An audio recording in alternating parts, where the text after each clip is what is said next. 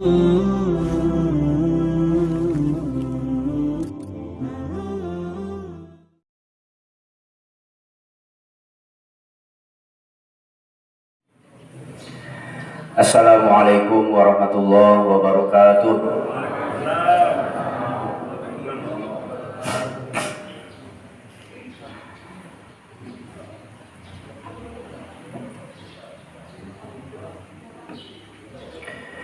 Alhamdulillahirabbil alamin wa bihi nasta'inu ala umuri dunya waddin. Asyhadu an la ilaha illallah ar-rahmanur rahim wa asyhadu anna Muhammadan abduhu wa rasuluhu min akhiril anbiya'i wal mursalin.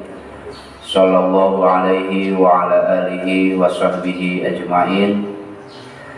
Allahumma inni as'aluka 'ilman nafi'a wa rizqan thayyiban wa 'amalan mutaqabbala. Allahumma inna na'udzubika min ilmin la yanfa' wa min qalbin la takhsha wa min nafsin la tashba wa min du'ain la yusma'.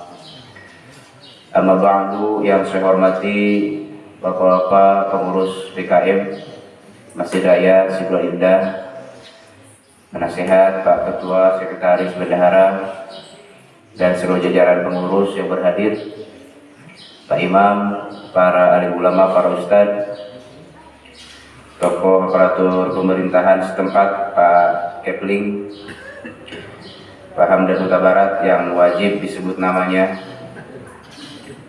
Bapak dan ibu-ibu jamaah sholat subuh rahimakumullah, baik yang berada di dalam ataupun ahli hisab yang di luar. Bersyukur kepada Allah Subhanahu wa Ta'ala, hari ini kita berada di Ahad yang terakhir.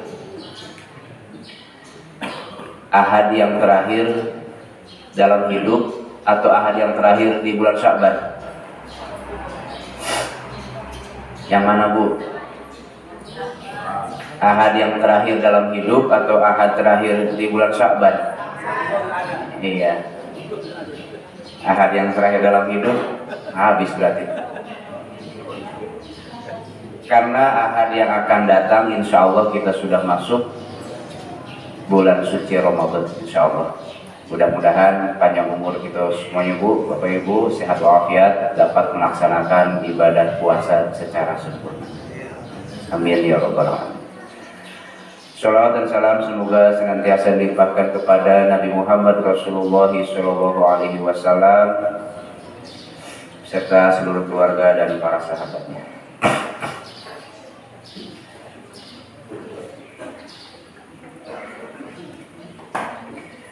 Bapak Ibu yang saya hormati, kajian kita sudah sampai ke ayat yang ke-7. Sebagaimana yang telah kita bahas pada dua pertemuan sebelumnya, kita telah membahas tentang respon umat manusia terhadap Al-Quran. Allah menurunkan Al-Quran, respon manusia terhadap Al-Quran itu yang pertama ada orang yang menerimanya. Siapakah orang yang menerima, mentaati, melaksanakan Al-Quran itu? Itulah pertemuan kita dulu, hudal lil muttaqin. Yang menerima Al-Quran, mengamalkan dalam hidupnya itu adalah orang-orang yang bertakwa. Siapakah orang yang bertakwa itu? Alladzina yu'minuna bil ghaib. Dia iman terhadap yang gaib. Wa yuqimuna sholat, mendirikan sholat. Wa mimma razaqnahum yunfiqun, bayar zakat. Itu maksudnya. Walladzina yu'minuna bima unzila ilaika wa ma unzila min qablik. Iman kepada Al-Quran, iman kepada kitab-kitab sebelum Al-Quran. Wa bil akhirati hum yuqinun. Kepada negeri akhirat dia sangat yakin. Ini sifat yang pertama. Respon pertama orang terhadap Al-Quran adalah menerima, mengamalkan. Yang kedua, ada orang yang merespon Al-Quran dengan cara menolak. Ini disebutkan dalam ayat berikutnya. Innal ladzina kafaru sawa'un 'alaihim a'anzartahum am lam tunzirhum la yu'minun. Siapa orang yang menolak Al-Quran itu? Orang kafir. Orang kafir itu adalah orang yang hatinya tertutup. Karena hatinya sudah tertutup, mau dikasih ceramah tiap hari Minggu pun, mau dikasih ceramah oleh ustadz siapapun, gak akan masuk. Kenapa? Khatamallahu ala qulubihim, hatinya sudah tertutup. Hari ini Bapak Ibu yang saya hormati, dalam ayat 8, 9, 10, 11 terus nanti sampai ayat ke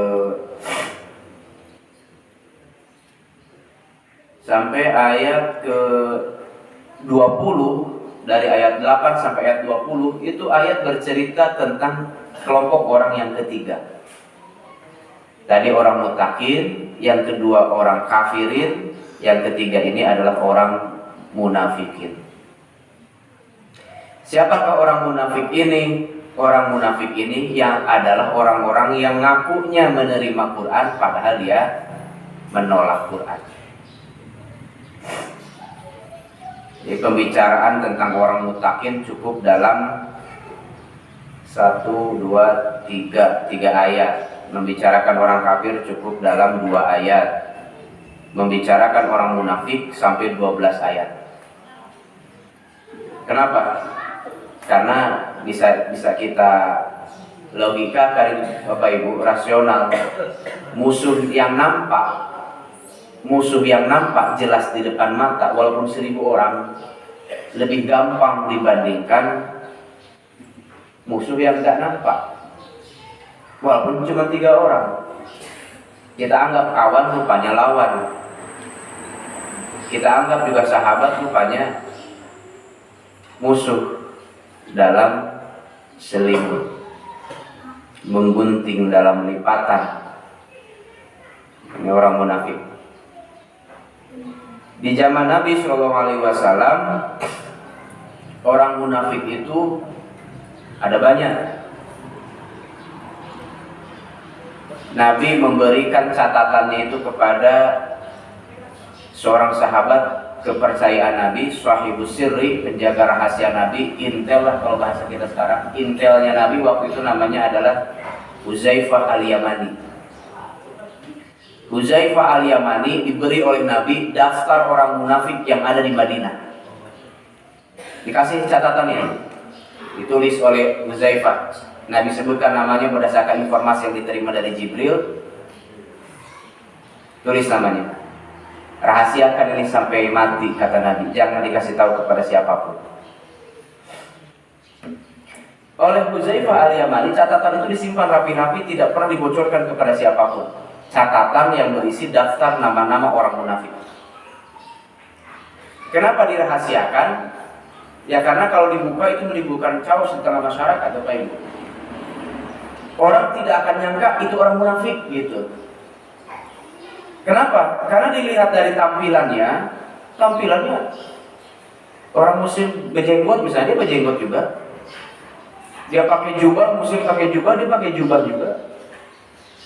Orang muslim pakai sarung juga, kira-kira begitu. Pakai peci sama. Orang muslim sholat, dia ikut sholat. Orang muslim kurban, dia patungan ikut kurban juga.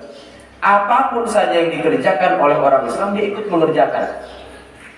Orang Islam bangun masjid, dia ikut gotong royong bangun masjidnya itu. Bahkan berinfak barangkali lebih besar jumlahnya. Tapi orang nggak tahu dia munafik. Kenapa? Yang dinampakkan adalah Islamnya. Sehingga kalau dibocorkan ini orang munafik, orang nggak akan percaya. Oh, masa itu munafik? Itu kan ustaz. Padahal munafik. Itu kan hafiz Quran itu. Itu kan rajin sholat itu. Nah. Waktu itu Bapak Ibu yang saya hormati, satu-satunya cara para sahabat mengetahui ini munafik atau bukan, dilihat dari 2 sholatnya. Yang pertama sholat Isya, yang kedua sholat subuh. Kalau subuh dan Isya rutin gak datang ke masjid, kata para sahabat itu indikasi munafik. Karena di zaman Nabi pernah bersabda, asqalus sholati al munafikina sholatul Isya wa sholatul Fajr. 2 sholat yang paling berat dikerjakan secara berjamaah oleh orang munafik adalah sholat Isya dan sholat subuh. Kenapa coba sholat Isya dan subuh? karena isya sudah gelap dan subuh masih gelap. Itu saja. Karena tujuan orang munafik datang ke masjid hanya untuk nyetor muka kepada Nabi. Nabi SAW kalau siap salam menjadi imam, assalamualaikum warahmatullahi wabarakatuh, beliau berbalik ke belakang. Beliau cek sahabat-sahabatnya siapa yang datang. Kevin datang, ini datang, Pak ini datang, ini datang, ini datang, Pak ini datang, ini datang. Nanti kalau nampak satu orang yang nggak datang, ditanya, mana Bapak Anu? Oh, sakit ya Rasulullah, ya kita jenguk sama-sama. Si Anu mana nggak datang, biasanya paling pojok itu, nggak datang ya Rasulullah, masuk rumah sakit, ayo kita jenguk. Mana si Anu, ini asbaknya masih aman, biasanya ceketan ngambil asbak. Nggak ada ya Rasulullah. Nah ini Bapak Ibu yang saya hormati. Tapi kalau orang munafik datang dia sholat itu untuk nyetor muka, maka ketika Nabi natap-natap para sahabat gitu, ngecek satu persatu, diangkat mukanya itu. Gitu, siap-siap. Ambo risiko ya sholat. Pas sholat zuhur, asar, maghrib.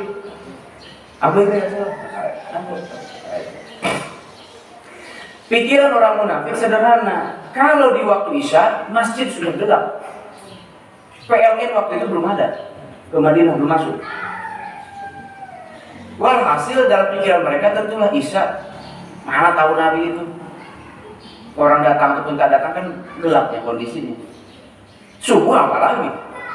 Nah makanya kata Nabi, dua sholat ini orang munafik gak mau datang.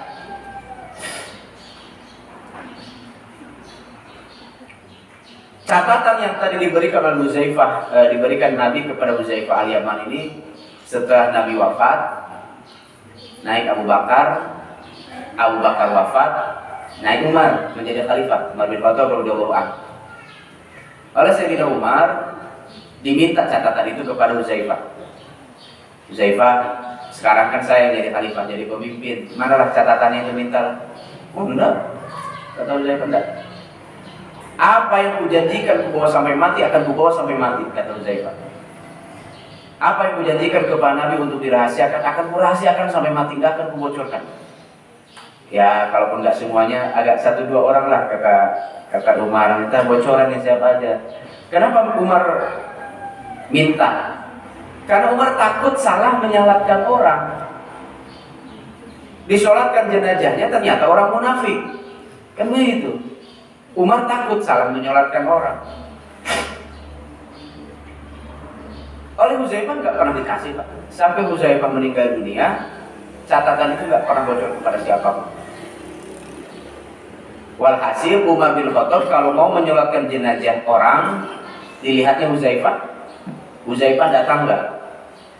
Kalau Huzaifah ikut menyolatkan berarti dia orang muslim sejati. Tapi kalau Huzaifah nggak datang, oh berarti ini orang munafik. Umar nggak jadi menyolatkan. Nah begitu Pak. Ini perlu juga ada catatan kayak begitu. Dari kita gak mungkin lah ya. Informasi rahasia intelijen. Ayatnya a'udzubillahi minasyaitonirrajim. Bismillahirrahmanirrahim. Wa minan nasi may yaqulu amanna billahi wa bil yaumil akhir wa ma hum bimu'minin. Dan dari sebahagian manusia ada yang mengatakan amanna billah, kami beriman kepada Allah, wa bil yaumil akhir, dan iman kepada negeri akhir, wa ma hum bimu'minin, akan tetapi sesungguhnya mereka tidak beriman. Sekali lagi saya baca terjemahnya Bapak Ibu. Dan dari sebahagian manusia ada yang ngakunya iman kepada Allah dan hari akhir, padahal sesungguhnya mereka tidak beriman. Inilah orang munafik itu. Orang munafik itu adalah izharul khairi wa ibtanus syarri, menampakkan kebaikan, menyembunyikan keburukan. Yang baik-baik dinampakkan, yang buruk-buruk disodokkan. Itu munafik.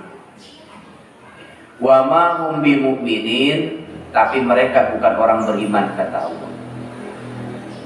sholat dinampakkan, tapi nyembah berhala sembunyi-sembunyi. Bayar zakat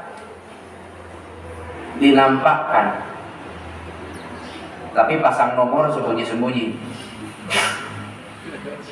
Itu munafik. Wa ma hum bimu'minin, dan mereka bukan orang yang beriman, bukan golongan orang beriman. Makanya Bapak Ibu yang saya hormati, hati-hati jangan mudah mengecap orang-orang munafik. Tidak boleh. Ada orang muslim, ada orang kafir. Saya tanya Bapak Ibu, munafik ini posisinya di mana? Di muslim atau di kafir?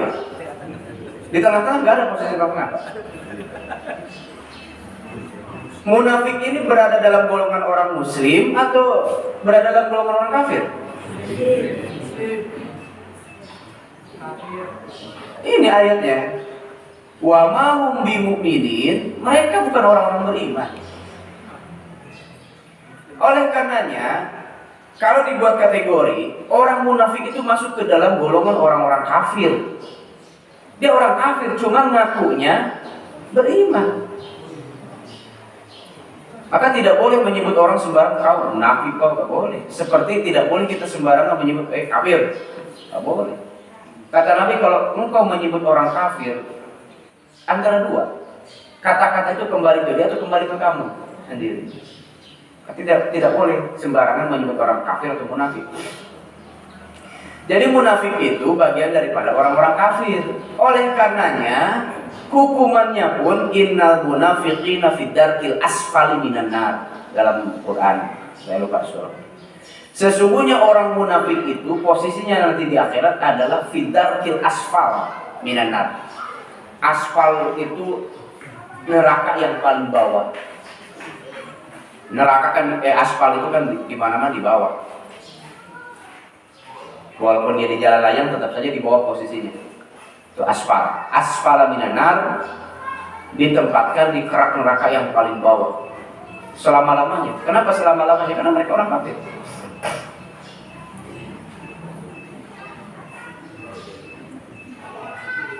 Jadi bagaimana dengan hadis Nabi SAW, ayatul munafiki salasun.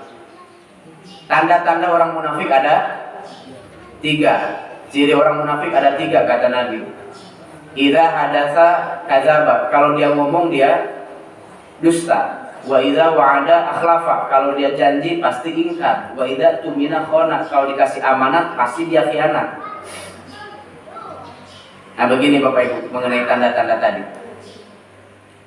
Hadis yang bercerita tentang ciri-ciri orang munafik, hadisnya sahih, riwayat Imam Bukhari. Orang munafik itu tandanya ada 3. Kalau ngomong dusta, kalau janji ingkar, kalau dikasih amanat pasti khianat. Ketika Nabi mengatakan tanda-tanda munafik ada 3, kata ada 3 itu bukan batasan, cuma 3, bukan. Berarti nggak ada tanda yang keempat, tidak begitu. Nanti di hadis yang lain Nabi bersabda ada tanda yang keempat. Wa idza khosoma fajaro, orang munafik itu kalau bermusuhan selalu berlebihan. Artinya apa? Kau baca sama orang, dah ada akurnya. Kalau sudah bertengkar, nggak akur-akur sampai mati, permusuhan itu dibawa mati. Orang kalau bermusuhan ini ya sehari 2 hari, kan batasnya 3 hari paling lama. Hari keempat udah baikan lagi. Orang munafik kalau bermusuhan itu dibawa sampai mati. Bahkan kalau bisa diwariskan ke anak cucu. Awas kamu gak cakap sama ustaz itu. Munajat bakawan sama ini. Dibuat dalam surat warisan, surat wasiat itu. Orang munafik itu kalau bermusuhan dia berlebihan. Mengenai tanda yang tadi, orang munafik itu tandanya kalau ngomong dusta, kalau janji ingkar, kalau dikasih amanat dia khianat. Ini tanda orang munafik.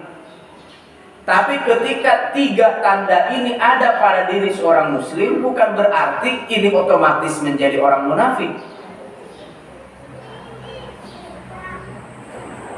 Sekali lagi Bapak Ibu, ada 3 tanda orang munafik. Ngomong dusta, janji ingkar, dikasih amanat khianat. Itu tanda orang munafik. Begitulah orang munafik. Tapi kalau 3 tanda ini ada pada diri seseorang, bukan otomatis ini orang pasti orang munafik, belum tentu. Paham gak Bapak Ibu? Contohnya beginilah, saya apakan dulu sedikit.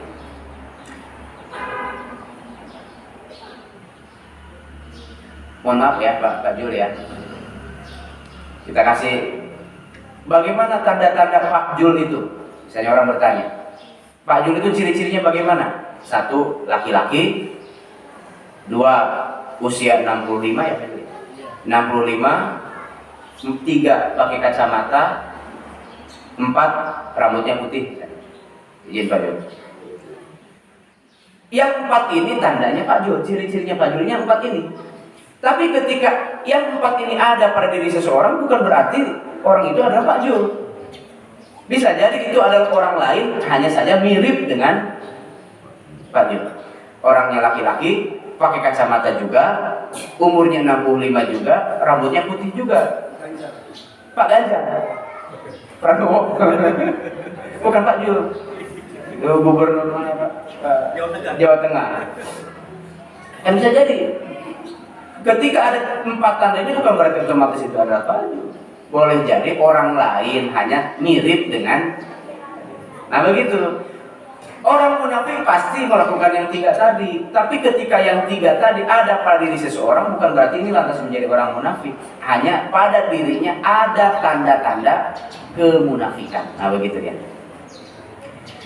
Nabi SAW mengatakan, siapa yang paling sering melakukan tanda-tanda orang munafik ini? Kalau ngomong dusta, kalau janji ingkar.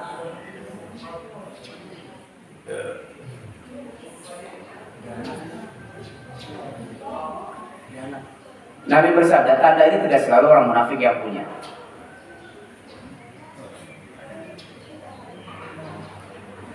Dalam sebuah hadis Nabi bersabda,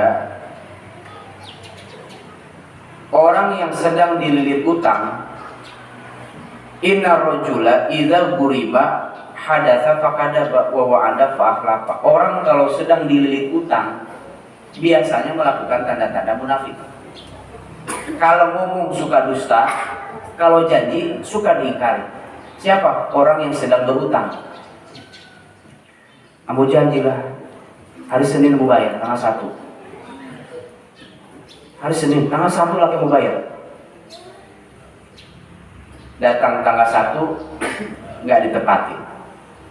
Umumnya orang yang suka ngomong dusta, janji nggak ditepati itu kata Nabi, kalau orang sedang dililit hutang. Oleh karena itu dulu di zaman sahabat ada seorang sahabat namanya Abu Umamah. Abu Umamah ini diperhatikan oleh Nabi, kalau siap sholat gak langsung pulang. Siap sholat subuh gak langsung pulang ke rumah. Duduk-duduk di masjid. Orang udah siap berzikir, dia masih zikir juga. Orang sudah berpulangan, dia apalah, golek-golek lah di pojok masjid itu.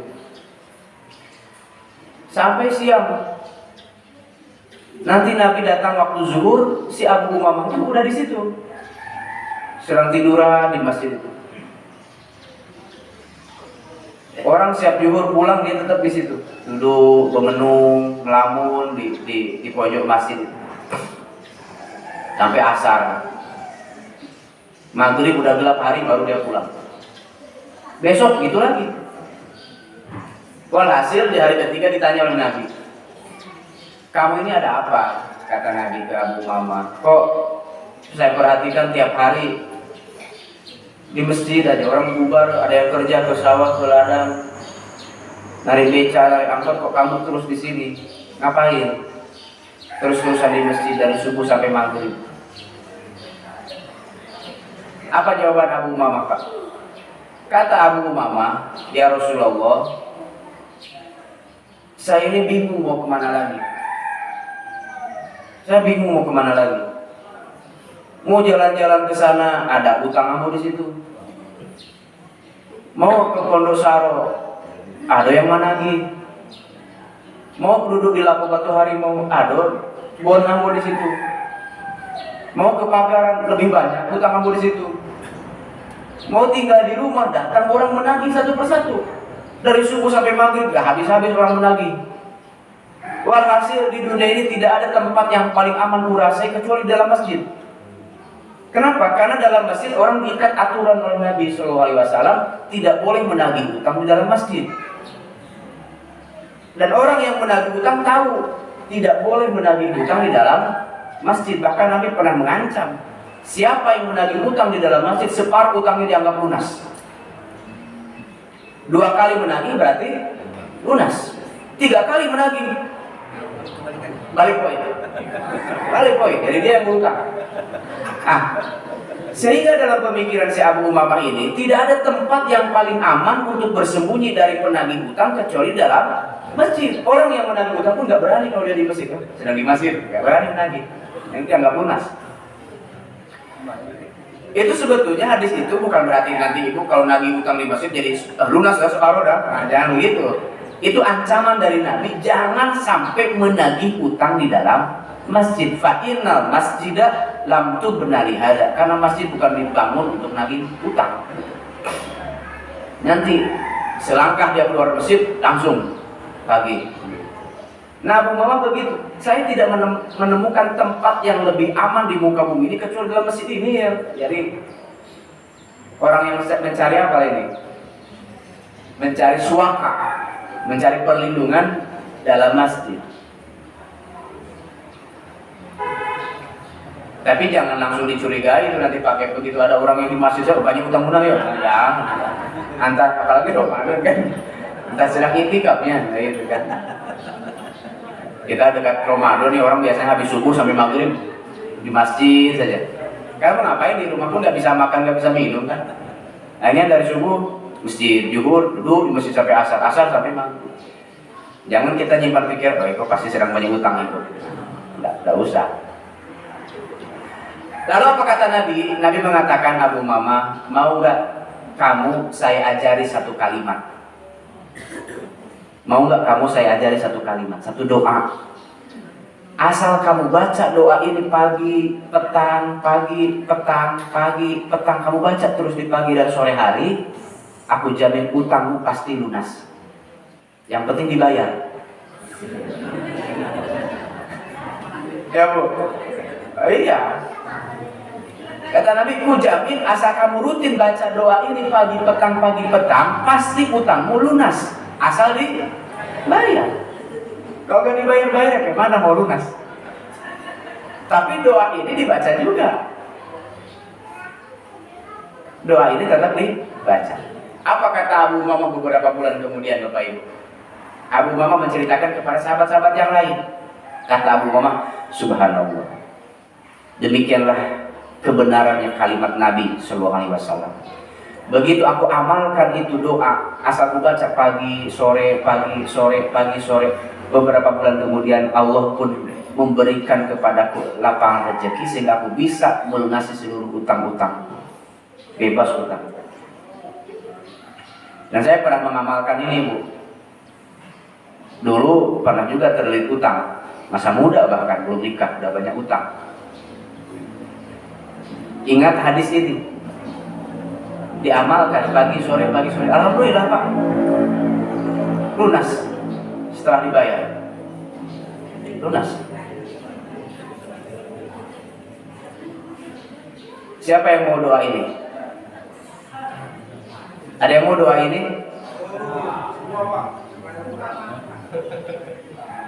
Malu angkat tangan karena tahu orang banyak utang. Kata Nabi kepada Abu Umamah, kamu bacalah ini. Allahumma inni a'udzubika minal hammi wal huzn wa a'udzubika minal azzi wal kasal wa a'udzubika minal jubni wal bukhli wa a'udzubika min ghalabatid dain wa qahri rijal. Coba ulangi, Bu.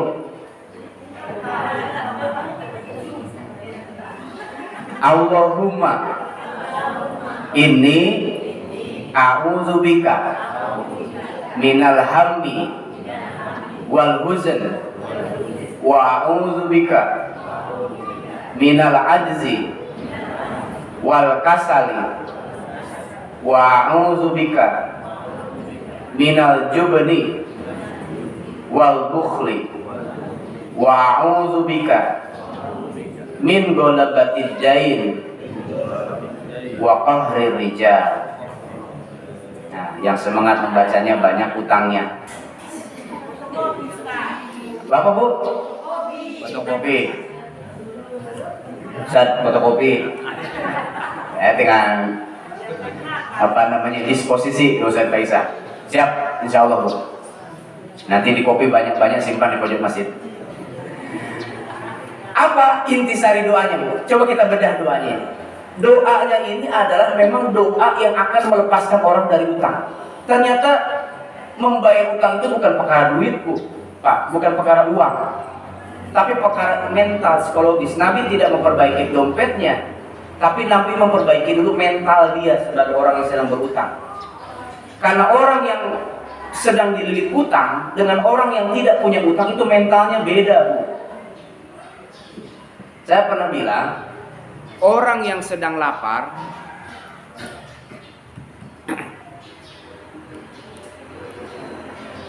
tes.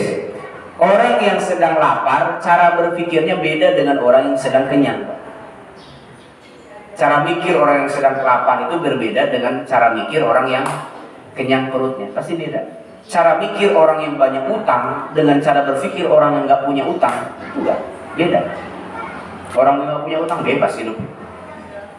Kata Nabi, Allahumma inni a'udzubika minal hammi wal hazan. Ya Allah, hamba berlindung diri kepada Engkau dari alham wal hazan, dari kegelisahan, kerisauan, kecemasan, wal huzan, dan kesedihan.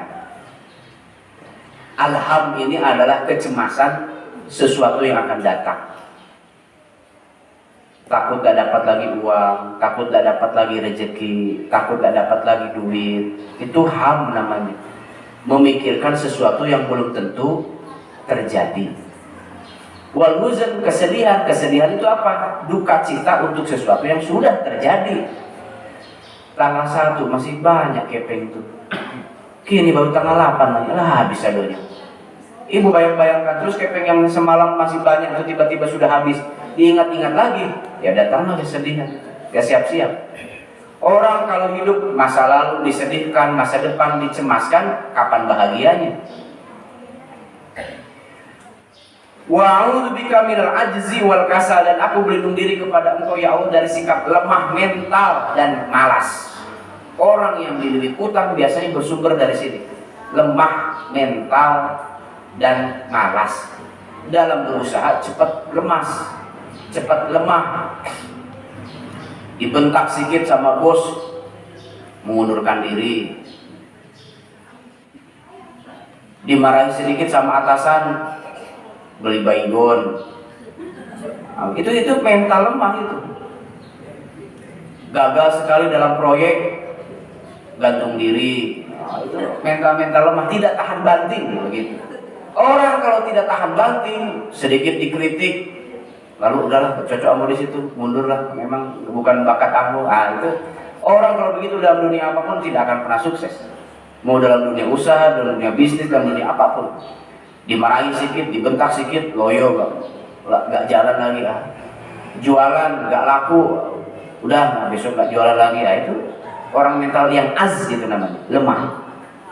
Wal kasali atau pemalas.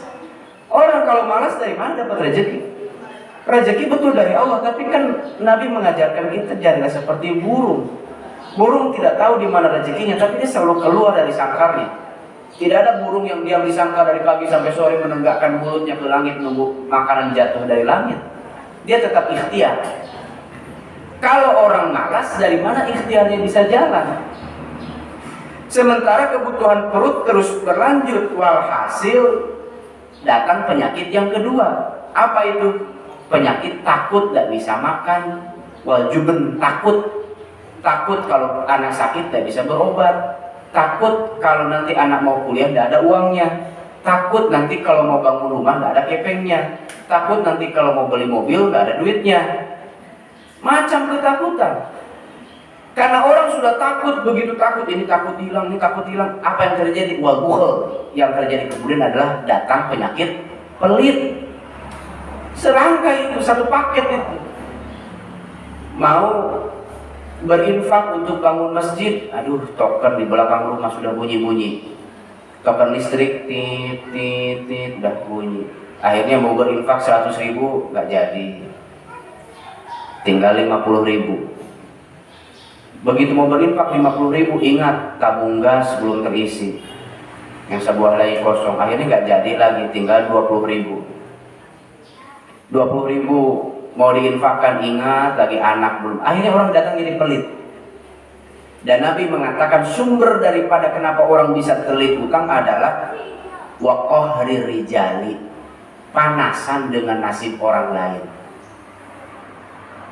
Qahri rijali ini Bapak Ibu, mudah terpengaruh orang.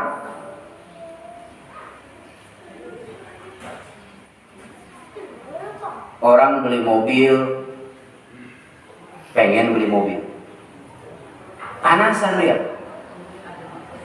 Padahal orang beli mobil ada duitnya, dia nggak ada duitnya tapi pengen kayak orang.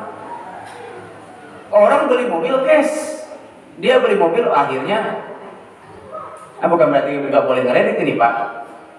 Ini maksudnya panasan dengan nasib orang. Orang beli kompor, dia yang kebakaran. Orang beli kulkas, dia yang kedinginan. Orang beli AC, dia yang masuk angin.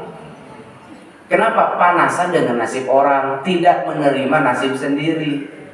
Walhasil, gaya hidupnya ingin selalu seperti gaya hidup orang. Padahal orang dengan kita berbeda. Kenapa dia beli ini, beli itu, beli ini, beli itu? Ya duitnya ada. Sementara awal ini yang duitnya nggak ada, pengen pula gayanya kayak orang lain. Akhirnya untuk beli ini ngutang ke sini, untuk beli itu ngutang ke sini. Orang lain gaya dengan duitnya sendiri, kita naik gaya dengan utang di mana-mana. Hidup terlalu banyak gaya, bersumber dari utang. Apa yang terjadi? Wa ghalabatid dain. Kalau orang hidup model begitu pasti akan dililit dengan utang. Sumbernya dari satu tadi Pak, qahri rijali, panasan dengan nasib orang. Orang ganti mobil, pengen ganti mobil. Orang bangun garasi, dia pengen bangun garasi. Kalau orang bangun garasi karena mau punya mobil. Orang beli sarung ini, pengen juga sarung itu. Orang beli tanah, pengen beli tanah. Orang beli kulkas, pengen beli kulkas. Hidup berdasarkan gaya, padahal kemampuannya tidak ada. Orang beli itu ada mampunya, sementara kita nggak ada kemampuan. Walhasil nganjurlah utang ke sana kemari, dililitlah dia dengan utang. Nah kata Nabi, kalau kamu perbaiki mentalmu ini tadi, pasti utangmu akan lunas. Hilangkan sikap lemah, hilangkan sikap malas, hilangkan sikap pelit, hilangkan sikap takut, hilangkan sikap termakan gaya. Udah hidup seadanya sajalah gitu.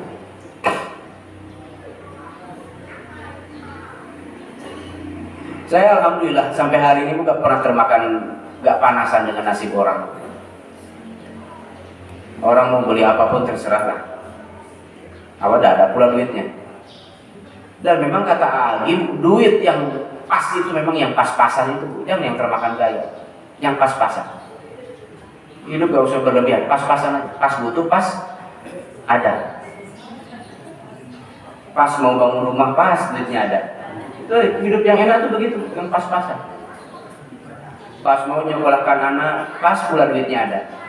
Pas mau berobat, pas duitnya ada. Udah gak berlebihan, pas-pasan.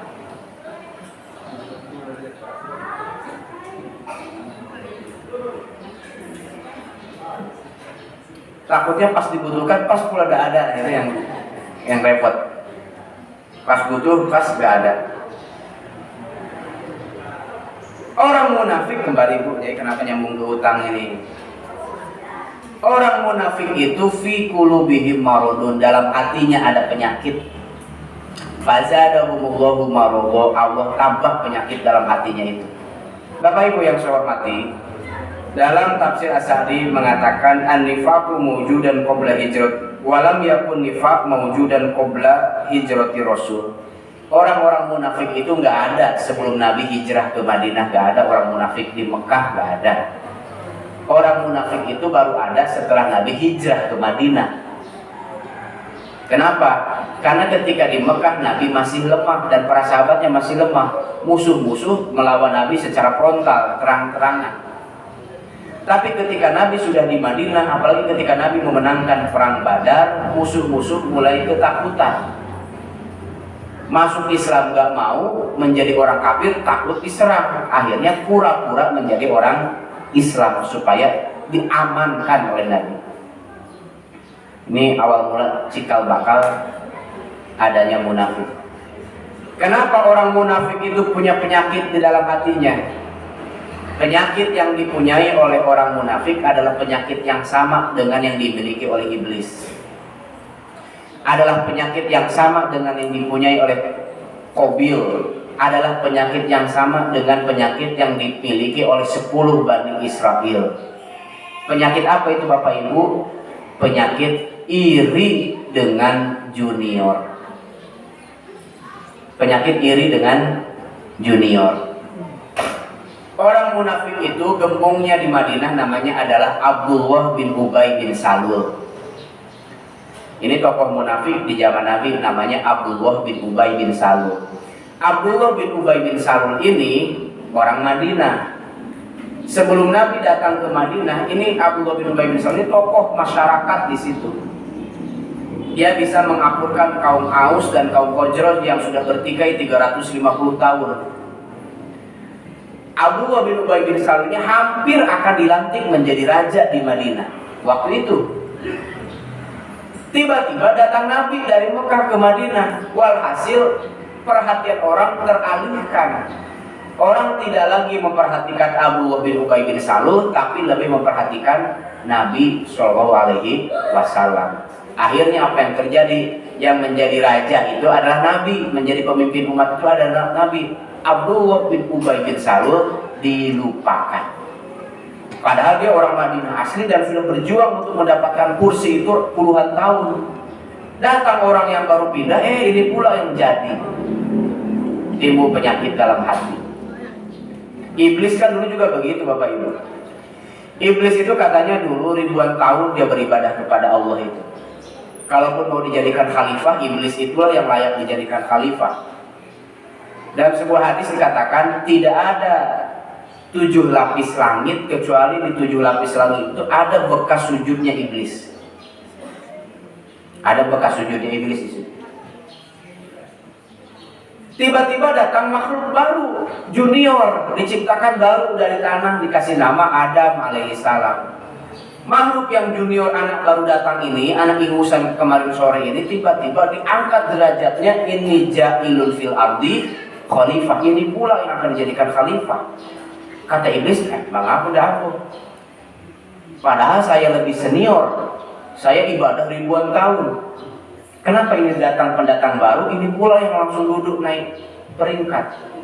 Muncul penyakit di hati iblis. Itu Bapak Ibu sakitnya tuh di sini Pak, luar biasa sakitnya itu. Ibu udah pernah sih merasakan perasaan iblis? Coba sesekali ibu berada di posisi iblis Bu. Itu pasti ibu kasihan sama iblis itu. Atau bapak lah Pak. Coba sesekali bapak berempati terhadap iblis. Iblis itu kasihan Pak, nasibnya itu kasihan. Dia sudah lama mengabdi, sudah lama berjuang, dia yang berdarah-darah. Datang orang yang baru muncul, ini pula yang jadi. Apa nggak sakit itu? Sakitnya itu di sini Pak. Bapak nggak akan merasakan, ibu nggak akan merasakan. Saya pernah menjadi korban, menjadi korban seperti Adam, bukan seperti iblis. Yang sering bertarung antara Adam dan iblis ini sama-sama orang yang satu frekuensi, sama-sama satu profesi. Petani itu gak pernah iri kepada dokter Pak. Petani itu tidak pernah iri kepada dokter. Dokter sama tidak pernah iri kepada petani. Yang suka iri kepada dokter itu adalah dokter. Mengapa banyak pasien yang ambu sakit teh? Yang suka iri kepada petani itu adalah petani. Mengaku hasil panen ambu sakit itu banyak. Yang suka iri kepada pedagang adalah pedagang. Dan Ustaz Faisal, yang suka iri terhadap ustadz itu ustadz. Betul ini Bu. Hati-hati Ustaz. Yang suka iri kepada ustadz itu adalah ustadz. Dokter gak akan ada iri sama ustadz. Ustadz itu banyak ceramahnya, ambu indah. Memang bukan jurusannya bukan. Senin diundang ceramah, Selasa diundang ceramah, Rabu diundang ceramah. Kata dokter, nggak mungkin Bu dokter iri pada ustadz, nggak mungkin. Karena lain, pangsa pasarnya itu lain, beda. Dokter iri pada dokter, ustadz pasti iri kepada ustadz. Ada ustadz senior, sudah lama dia puluhan tahun mengabdi, dicintai oleh umat, oleh ibu-ibu, oleh bapak-bapak. Berjuang dia mati-matian kemana-mana, asal ada pengajian dia yang diundang, asal ada acara dia yang mengadakan acara diundang oleh masyarakat. Dia selalu berpuluh-puluh tahun.